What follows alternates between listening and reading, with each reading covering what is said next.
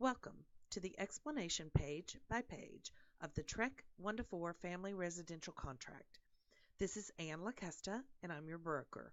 And this is going to be a quick bullet point summary of page 3 of this contract.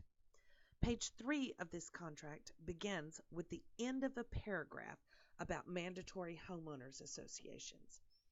If you are discussing this with your buyer, and it is a mandatory homeowners association that will be a part of property ownership, then you will want to use the Property Owners Association addendum for mandatory membership. So make sure you use that addendum if there is a mandatory HOA. Let's look down the choices here and make sure you know and understand that we definitely have statutory tax districts in our area.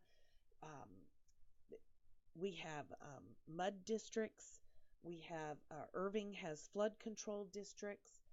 We don't really have much tidewater, but we do have annexation issues because we have some rural areas near us. So you'll want to make sure that you know and understand if a property is in a city with city services and city taxes, or not in a city, and how do they get those services, how do they pay for them, and who provides them. Whether they're inside a city jurisdiction or not, or a county jurisdiction or not is very important. It can also affect their homeowners insurance rates, so you'll want to be sure that you know. Your seller should know the answers to all of these things. They know if they are what they're paying for and what they're not paying for in terms of water service, sewer service, flood control taxes, any of those utility services. We also have areas with private transfer fees. Very common here, Castle Hills, quite a few areas with private transfer fees. So your seller will need to be notifying the borrower, the buyer, of any transfer fees that then the buyer would be obligated to pay when they go to sell the property themselves.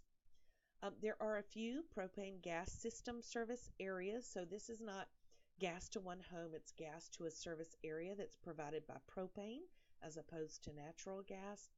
And then we certainly have some water level fluctuations that have come to light in the last few years with the tremendous flooding that we had. So if the seller is aware of great water fluctuations that occurred, they need to disclose that as well. And that is the end of page 3.